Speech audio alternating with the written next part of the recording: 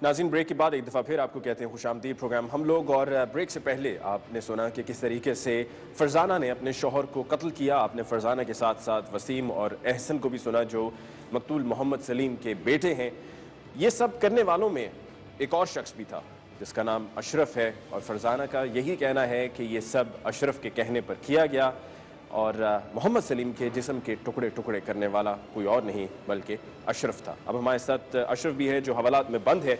अशरफ से कुछ तफसीलात पूछते हैं कि आखिर क्या हुआ कि अशरफ को ये जुल्म करना पड़ा। अशरफ, आपकी उम्र कितनी है? 45। ये बताएं, फ़रज़ाना को कब से जानते हैं? सर मैं तकरीबन 15-16 साल से पहले जानता हूँ। किस तरह से जानते हैं? ये मेरे साथ इसका आदमी जो है फ़ौज में था। कौन फ़ौज में था? सलीम था। ठीक है, और आप भी फ़ौज में थे? जी सर।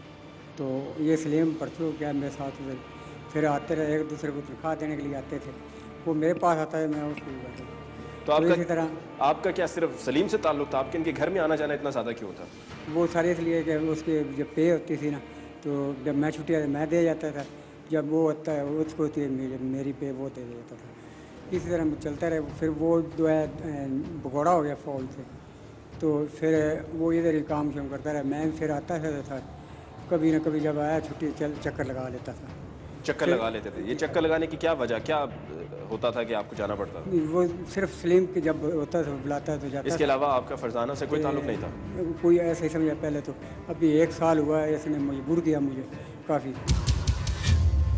फ़रज़ाना ने आपको मजबूर किया? जी सर। वो कहती हैं जी आपने मजबूर किया, आप कहते हैं जी आपको फ़रज़ाना ने मजबूर किया। नहीं सर, क्या मजबूर किया? मेरे साथ तो बुरा कर।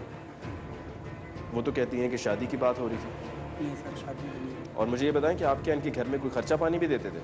वो सर या बिजली के पास नहीं हो जाता। तस्लीम गया 1-2 दफ़ा आटा ले आया। एक दफ़ा इन्हें फ़ोन किया था कि मेरे पास आटा नहीं, मैं दे के जाता। जब वैसे आता हुआ था तो एज अखलाकी तौर पर 50, 200 या 300 बच्चों को दे देंगे। ये बताइए कि आपने सलीम को कत्ल क्यों किया? ये सारे से मेरे आने से पहले मेरे गोलियाँ खवा के मुझे। आपके आने से पहले गोलियां खिला दी, पर गोलियां तो लाकर आपने दी थी ना? मैं सर टेंशन की गोली ले खाता था, वो मेरे की बात है। उन्होंने आप टेंशन की गोली खाते थे, आपने वही गोली दे दी जाके फ़रज़ाना को कि सलीम को खिला दो। वो सारे और आपके आने से पहले सलीम को वो गोलियां खिला दी गई। जब आप घर पहुंचे तो आपने जाकर पूछा कि हाँ गोलियां खिला दी हैं? तो उन्होंने कहा हाँ खिला दी और सो गए। उन्होंने सर छुरी लगाई है। हाँ, तो फिर मैंने बुलाया भी, हर चीज़ें उन्होंने कपड़ा मुंह पर आपने बांधा? नहीं सर, उन्होंने बांधा था पहले। फिर उसके बाद सर छुरी लगाई, गुआड़ा पड़ा था उधर, मैंने वो लगा दिया। कुल्हाड़ा किसने? आपने चलाया ना? जी सर, उन्होंने हर चीज़ पहले। मानते हो ना कि कुल्हाड़ा चलाया है? जी सर। कुल्हाड़ा चला के सर अलहदा कर दिया जिस्म से? जी सर। इंसान हो जानवर हो? इंसान हो जानवर हो? जी सर, जानवर ही। हाँ, जानवर ही, इंसान खिलाने का हकदार तुम। इससे पहले भी कत्ल करते रहे हो? नहीं। इससे पहले भी लोगों को मारते रहे हो? नहीं सर। तुम्हें अपने बच्चों का, अपनी बेटी का ख्याल नहीं आया? बस अब उनका क्या होगा? एक बेटा है, 3 बेटियां हैं, उनके मुस्तकबिल को तो कबाड़ा कर दिया ना, तहस नहस कर दिया ना उनके मुस्तकबिल को। जी सर। तो ऐसा जहन पे क्या भूत सवार हुआ था कि ये सब करना पड़ा? बस सर वैसे ही कोई निशानी।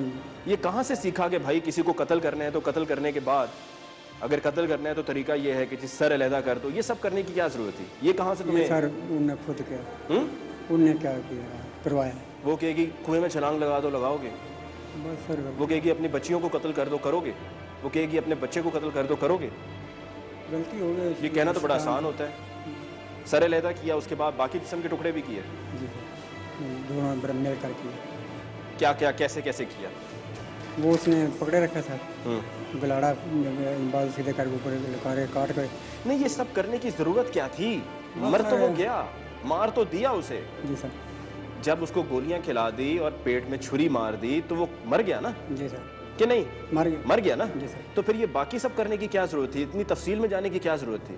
ये सारे फ़रज़ाना ने क्या था, ये ऐसे कर देते हैं कि वो ऐसे इधर कैसे रखेंगे, मैं टुकड़े करके दफा करके। अब ड्रामे मत करो, क्योंकि फ़रज़ाना के साथ फ़रज़ाना के बेटे मुझे सब सच बता चुके हैं, और वो ये भी बता चुके हैं कि तुमने क्या क्या किया और किस तरह से किया और फिर लाश को कैसे गायब करने की कोशिश की है।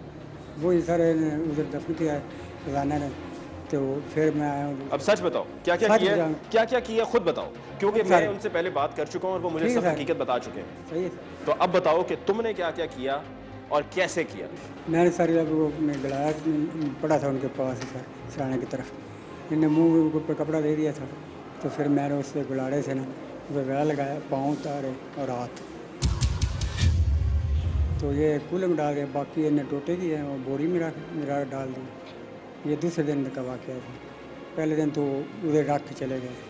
मुझे अशरफ ये समझाओ, जब तक ये नहीं समझाओगे मैं यहाँ से नहीं हिलने वाला। मुझे ये समझाओ कि ये जहन में कहाँ से सोच आई?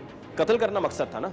जी सर। रास्ते से हटाना चाह रहे थे तो उसके लिए कत्ल करना था ना? कत्ल तो कर दिया था। जी सर। ये काटना, जिस्म के टुकड़े टुकड़े करना, ये किसने कहा था? ये सर फरजाना ने क्या कि इधर ना मतलब ऐसे पड़े किधर रखेंगे, मैं टूटे टूटे काटते थे। कहाँ रखेंगे? जी सर। तो मैं इसको टूटे टूटे करके बाद नहर पे फेंक देंगे, बाकी जो है ना इधर छप्पड़ में जिसम फेंक देंगे। तो वो बाद में किधर फेंके हैं औजार वगैरह? वो औजार वगैरह सर उधर घर में थे, वो ले आए हैं सर। पकड़े गए औजार भी? जी सर।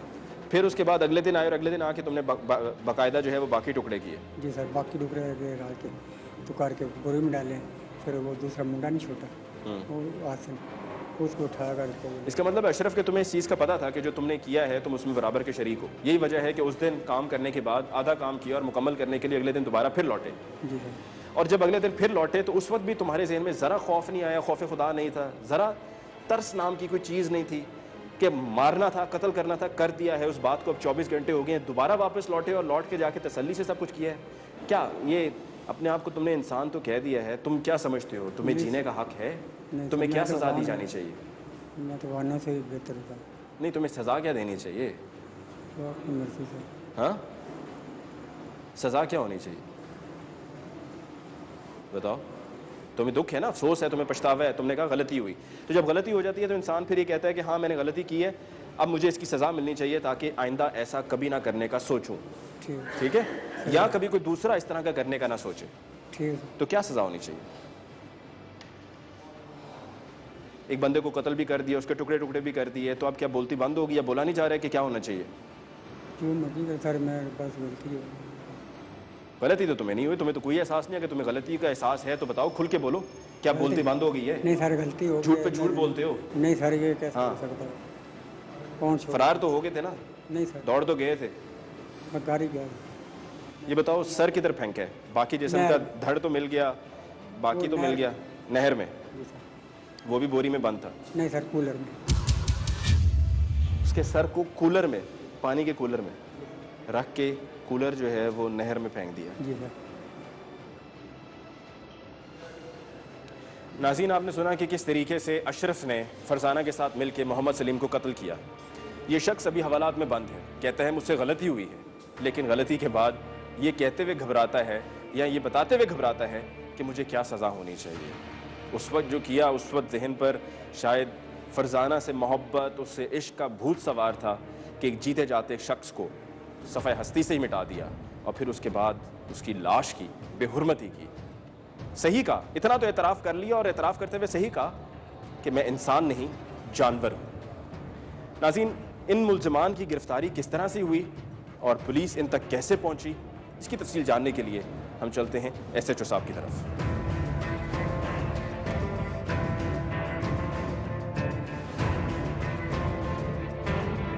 नाज़रीन, आपने सुना गिरफ्तार मुल्ज़िमान अशरफ और फरजाना को कि जिसने अपने शौहर को कत्ल कर दिया। इस कत्ल में जो आला कत्ल है वो पुलिस की तहवील में है और अब से कुछ देर के बाद प्रोग्राम के इख्तिताम में मैं आपको वो आला कत्ल दिखाऊंगा कि जिसको इस्तेमाल करते हुए मोहम्मद सलीम को बेदर्दी से कत्ल किया गया। इस केस की मज़ीद तफसील क्या है, पुलिस गिरफ्तार मुल्ज़िमान तक कैसे पहुंची और आला कत्ल कहां से मिला, इस पर बात करने के लिए हमारे साथ मौजूद हैं SHO थाना सदर ननकाना राना मोहम्मद वकील साहब। राना साहब, आपका बहुत बहुत शुक्रिया कि आपने हमें वक्त दिया। ये बताइए कि कत्ल की वारदातें तो होती रहती हैं, लेकिन इस जालिमाना तरीके से किसी को कत्ल करना, इसकी मिसाल बहुत कम मिलती है। जी जी। जिस तरह से फरजाना ने अशरफ के साथ मिलकर अपने शौहर को बेदर्दी से कत्ल किया, मुझे बताइए कि आप इन मुल्ज़िमान तक कैसे पहुँचे? हमें इनके वारसान ने कुछ क्ल्यू दिए कि वहाँ उसकी खाला रहती है, वहाँ उसका मामू रहता है।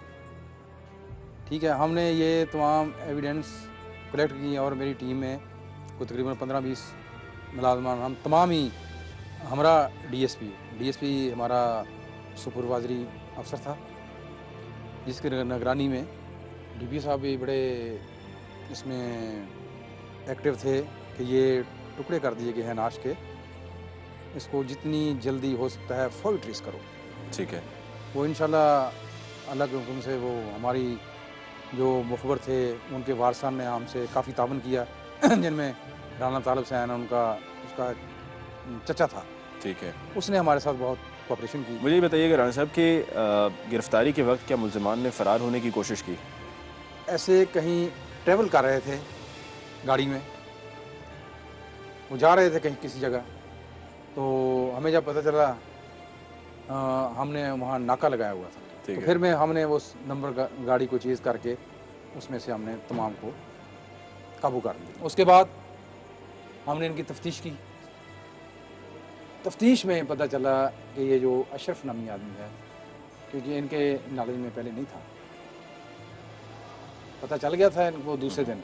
ठीक है। कि वो बंदा जो इसके साथ फौज में नौकरी करता था, वो उसको देखा गया है इधर। इन्होंने फिर अपने बयानात में भी उन्होंने उसको तस्लीमा बयान में उसे नामजद कर दिया।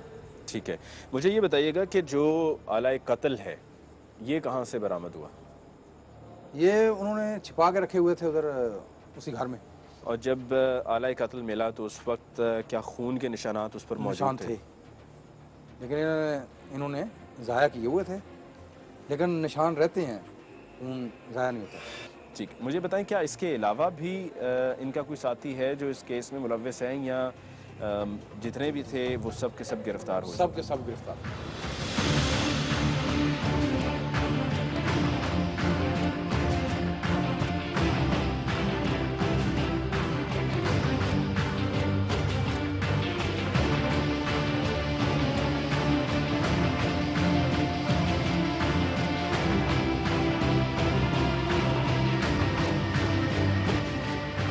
नाज़रीन, आज के प्रोग्राम में आपने इस केस की तफसील सुनी कि जहां पर मोहम्मद सलीम को उसकी बीवी ने अपने साथी अशरफ के साथ मिलकर कत्ल किया। पुलिस किस तरह से गिरफ्तार मुल्ज़िमान तक पहुंची वो भी आपने सुन लिया। और कुछ देर पहले जो हमने बात की थी कि आपको आला कत्ल दिखाएंगे, वो वक्त आ चुका है कि हम आपको वो आला कत्ल दिखाएं। ये एक नहीं बल्कि तीन है। सबसे पहले ये कुल्हाड़ा कि जिसका वजन इतना ज़्यादा है कि अकेला अशरफ इसको नहीं उठा सकता था। यकीनन फरजाना ने उसका साथ ज़रूर दिया और इसी को इस्तेमाल करते हुए सलीम की गर्दन जिस्म से अलहदा की गई। इसके साथ साथ यहाँ पर छुरी भी इस्तेमाल हुई जिसको तेज़ कराया गया। बहुत तेज़ छुरी है कि इसको इस्तेमाल करते हुए पेट पर ये छुरी मारी गई थी शुरू में। और इसके अलावा यहाँ पर ये टोका मौजूद है कि जिसके ज़रिए हाथ और पाँव जो है वो जिस्म से अलहदा किया गया। ये वो तमाम आलात थे कि जिनके ज़रिए ये जुर्म की वारदात हुई। फ़ैसला तो अब अदालत को करना है, लेकिन हम ये उम्मीद करते हैं कि ऐसा फ़ैसला सुनाया जाए कि करने वालों को इबरतनाक सज़ा मिले और माशरे में भी एक मिसाल कायम हो जाए कि कोई इस तरह का घिनौना जुर्म, कोई इस तरह से बेदर्दी से, वहशियाना तरीके से, जालिमाना तरीके से किसी को कत्ल करना तो दूर की बात, कत्ल करने का सोचे भी नहीं, क्योंकि ऐसा करने वाला यकीनन इंसान नहीं कहला सकता। बहुत दुख हुआ आज के प्रोग्राम में मुझे ये सब देख कर कि आज के दौर में इंसान इंसान के साथ ऐसा कर रहा है। इसके साथ ही नाज़रीन, आज के प्रोग्राम का वक्त ख़त्म हुआ चाहता है। मुझे अली मुमताज़ को दीजिए इजाज़त। जाते जाते हमारा ईमेल एड्रेस हमलोग@sama.tv, इंशाल्लाह आपकी खिदमत में फिर हाजिर होंगे। अल्लाह ने के बाद।